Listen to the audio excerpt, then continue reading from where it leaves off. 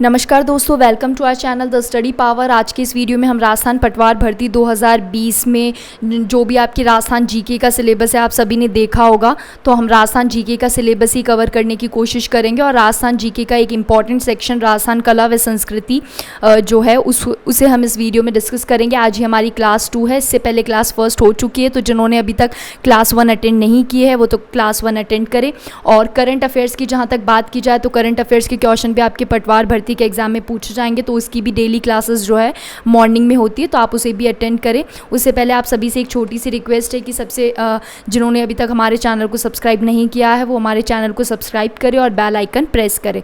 तो बढ़ते हैं हमारे वीडियो की तरफ। जैसा कि मैंने आपको बताया था कि राजस्थान के प्रमुख लोक देवता में मैंने बात की थी पंचपीर की, और पंचपीर की बात की थी, और मैंने आपको बताया था कि पंचपीर हिंदू धर्म के उन 5 लोक देवताओं को कहते हैं जिन्हें मुसलमान भी पीर समझकर पूजते हैं।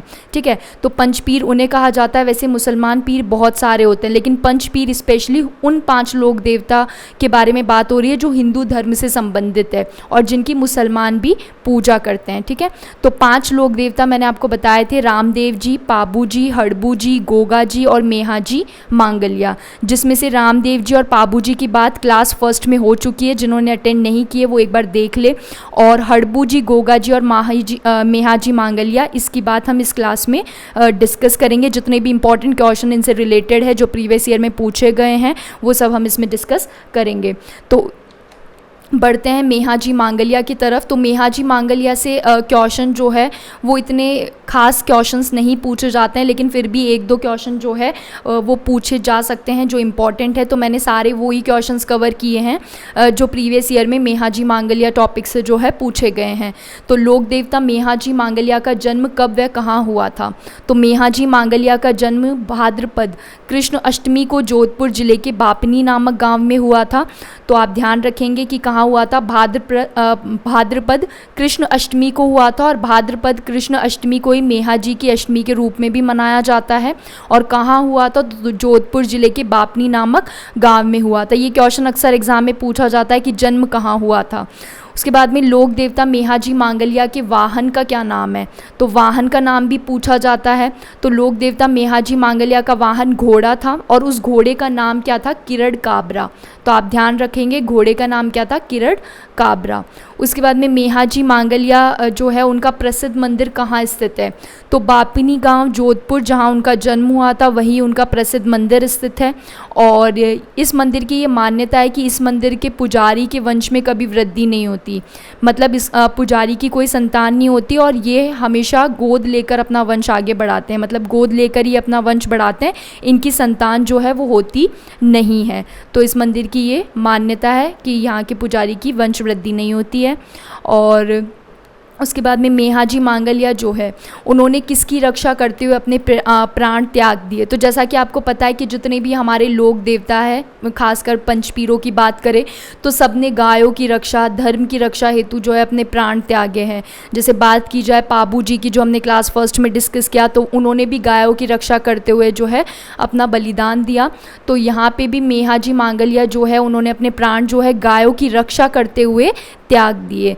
तो मेहा जी मांगलिया ने जीवन भर धर्म की रक्षार्थ हेतु अपना जीवन बताया, और जैसलमेर के शासक रानक देव भाटी के साथ गायों की रक्षा करते हुए युद्ध में वीर गति को प्राप्त हुए। तो आप ध्यान रखेंगे कि गायों की रक्षा करते हुए मेहा जी मांगलिया जो है वो वीर गति को प्राप्त हुए। उसके बाद में मेहा जी मांगलिया, बस इतना ही था दोस्तों, इतने क्वेश्चन उससे पूछे नहीं जाते, और जितने भी इंपॉर्टेंट पूछे जाते हैं वो सब मैंने आपको बता दिए।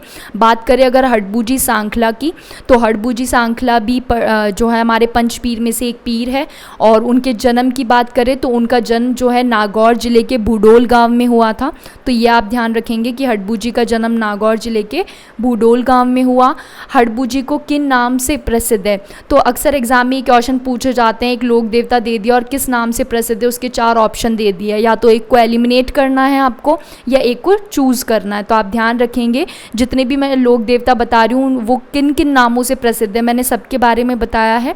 तो हड़बू जी जो है वो पंचपीर तो जाने ही जाते हैं, पंचपीर के साथ में शगुन शास्त्र के ज्ञाता भी उन्हें कहा जाता है। तो ये इंपॉर्टेंट है, आप ध्यान रखेंगे इन्हें। और लोक लोक देवता हड़बू जी का बाबा रामदेव जी से क्या संबंध था? तो हड़बू जी जो थे वो रामदेव जी के मौसेरे भाई थे, यानी मौसी के बेटे थे, तो आपको ये ध्यान रखना है। उसके बाद में हड़बू जी जो है उनके गुरु का क्या नाम है? तो अक्सर गुरु के नाम भी एग्ज़ाम में पूछ लिया करते हैं, तो गुरु का नाम जो है वो है योगी बालीनाथ। तो हड़बू जी के गुरु का नाम योगी बालीनाथ है। और हड़बू जी का प्रसिद्ध मंदिर कहाँ स्थित है? तो हड़बू जी का प्रसिद्ध मंदिर जो है वो बैंगटी जोधपुर में स्थित है। कहाँ स्थित है? बैंगटी जोधपुर में। तो ये आपको ध्यान रखना है कि मंदिर कहाँ पर स्थित है। दूसरा ये भी इम्पॉर्टेंट क्वेश्चन है कि उन्होंने किस स्थान पर समाधि ली? तो उन्होंने जो है बैंगटी गांव जोधपुर में समाधि ली है। किन्होंने? हड़बू जी ने। और हड़बू जी ने रामदेव जी के समाधि लेने के, आपको मैंने बताया था कि रामदेव जी ने भी कहाँ समाधि ली थी, ठीक है। और रामदेव जी ने समाधि ली थी उसके 8वें दिन में ही, 8वें दिन यानी 7 दिन बाद ही 8वें दिन उन्होंने अपने वाहन सियार के साथ बैंगटी गांव में समाधि ली है, ठीक है। तो उनका वाहन का नाम, आप वाहन याद रखना है कि हड़बू जी का वाहन क्या है? सियार है। और रामदेव जी के समाधि लेने के 8वें दिन ही इन्होंने भी बैंगटी गांव में समाधि ले ली थी। उसके बाद में जोधपुर के किस शासक को हड़बू जी का आशीर्वाद प्राप्त था? तो जोधपुर के जो शासक थे राव जोधा, उन्हें हड़बू जी का आशीर्वाद प्राप्त था। और उन्हीं के आशीर्वाद से ऐसा कहा जाता है कि राव जोधा जो है उन्होंने जोधपुर शहर की स्थापना भी की और जोधपुर में उन्होंने मेहरानगढ़ दुर्ग भी बनवाया था।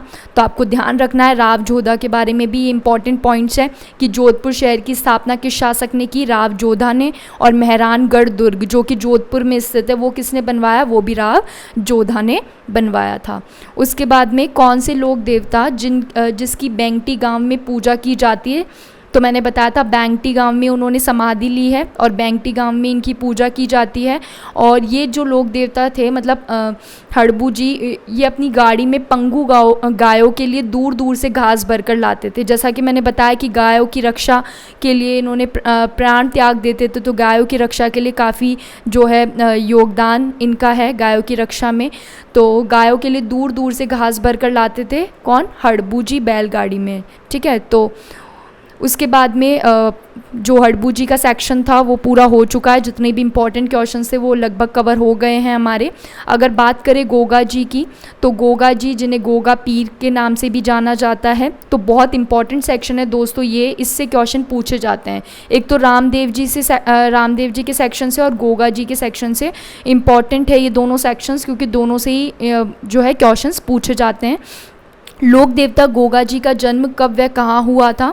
तो गोगा जी का जन्म जो है वो बाछल देवी और जेवर सिंह चौहान के घर हुआ था और 943 ईस्वी में चूरू जिले के ददरेवा गांव में हुआ था। कई बार दोस्तों प्रीवियस ईयर एग्जाम्स में ये क्वेश्चन पूछा गया है कि गोगा जी का जन्म कहाँ हुआ था, तो चूरू जिले के ददरेवा गांव में हुआ था। इनकी जो माता जी है उनका नाम बाछल देवी, पिताजी का नाम जेवर सिंह चौहान है, तो ये भी आपको ध्यान रखना है। और गोगा जी ने किन से शिक्षा प्राप्त की, यानी गोगा जी के गुरु कौन थे? तो गोरखनाथ जी उनके गुरु थे। गोगा जी का विवाह किन के साथ हुआ, ये क्वेश्चन भी एग्जाम्स में पूछा गया है। तो गोगा जी का विवाह जो है कोलूमंड जोधपुर में केमल दे के साथ हुआ था। तो केमल दे जो है, कमल दे भी कहीं कहीं पे लिखा हुआ है, कमल दे, केमल दे, ठीक है, इनके साथ में इनका विवाह हुआ है।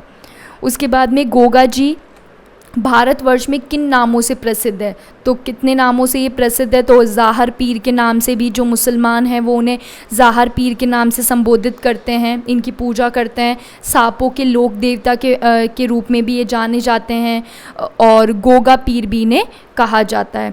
तो ये सांपों के लोक देवता के रूप में ये कैसे जाने जाते हैं, इस नाम से ये कैसे प्रसिद्ध हुए? तो जब इनका विवाह हो रहा था तो विवाह के उपरांत ही इनकी पत्नी को सांप ने काट लिया था।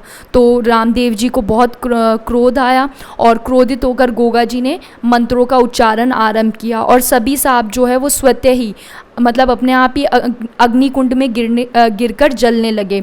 और तब नाग देवता प्रकट हुए और इनकी पत्नी को जीवित किया और इन्हें सर्पदंश के इलाज का वरदान दिया और तभी से इन्हें सांपों के लोक देवता के रूप में जो है वो जाना जाता है। तो ये भी आप थोड़ा सा ध्यान रखेंगे। उसके बाद में गोगा जी की नीली घोड़ी को किस नाम से पुकारा जाता है? तो गोगा जी की जो नीली घोड़ी है उसे गोगा बप्पा के नाम से जाना जाता है, एग्जाम में पूछा जाता है ये क्वेश्चन। उसके बाद में किस देवता के पूजा स्थलों को मेड़ी कहा जाता है? तो मेड़ी, देवरा भी मैंने बताया था, रामदेव जी में पढ़ा था अपन ने देवरा, तो रामदेव जी के जो लघु मंदिर है उन्हें देवरा कहा जाता है। और मेड़ी, मेड़ी किन के पूजा स्थलों को कहा जाता है? गोगा जी के पूजा स्थलों को मेड़ी कहा जाता है। गोगा जी ने गायों की रक्षा के लिए किस मुगल शासक के साथ में युद्ध लड़ा? तो इम्पॉर्टेंट क्वेश्चन है। गोगा जी ने महमूद गजनवी जो है अफ़गान के ये शासक थे, महमूद गजनवी, इनके साथ में जो है युद्ध लड़ा। और गोगा जी ने महमूद गजनवी के साथ गायों की रक्षा के लिए 9 बार युद्ध लड़ा और फिर वो वीरगति को प्राप्त हुए। और जिस स्थान पर युद्ध को लड़ते हुए जिस स्थान पर उनका शीश गिरा वह स्थान शीश मेड़ी जो ददरेवा चूरू में स्थित है, शीश मेड़ी कहलाया। और जहाँ पर उनका धड़ गिरा वह गोगा मेड़ी नोहर हनुमानगढ़ कहलाया। तो एग्ज़ाम में बहुत बार पूछा जाता है शीश मेड़ी कहाँ है? ददरेवा चूरू जहाँ पर उनका शीश गिरा। और नोहर हनुमानगढ़ में क्या है? गोगा मेड़ी जहाँ पर उनका धड़ गिरा। तो ये आप ध्यान रखेंगे। उसके बाद में गोगा मेड़ी जो अभी मैंने बताया था आपको, गोगा मेड़ी में गोगा जी का विशाल वार्षिक मेला कब भरता है?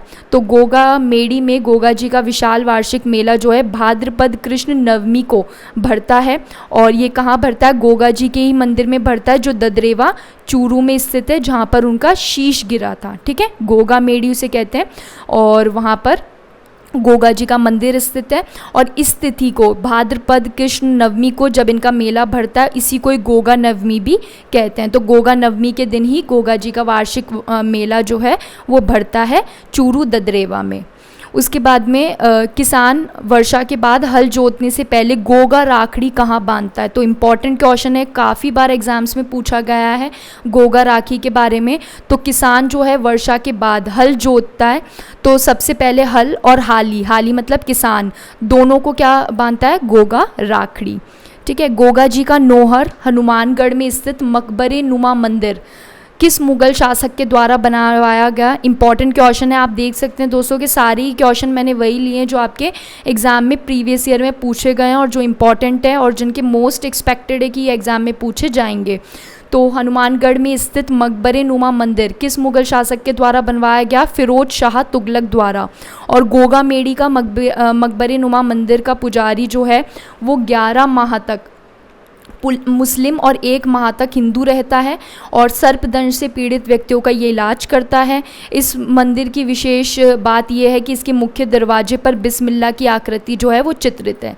तो आप ध्यान रखेंगे गोगा जी का नोहर हनुमानगढ़ में स्थित जो मकबरे नुमा मंदिर है वो फिरोज शाह तुगलक द्वारा बनवाया गया है। तो आज की इस वीडियो में बस इतना ही दोस्तों।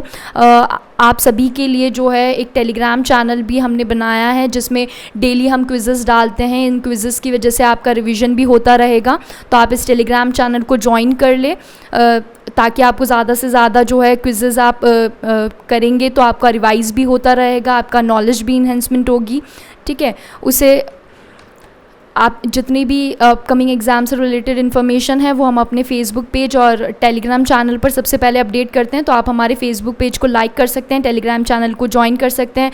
और दोस्तों आपको ये वीडियो पसंद आया तो ज़्यादा से ज़्यादा अपने दोस्तों में इस वीडियो को शेयर करें ताकि सभी को जो है इसका लाभ मिले। ठीक है, और थैंक यू फॉर वॉचिंग।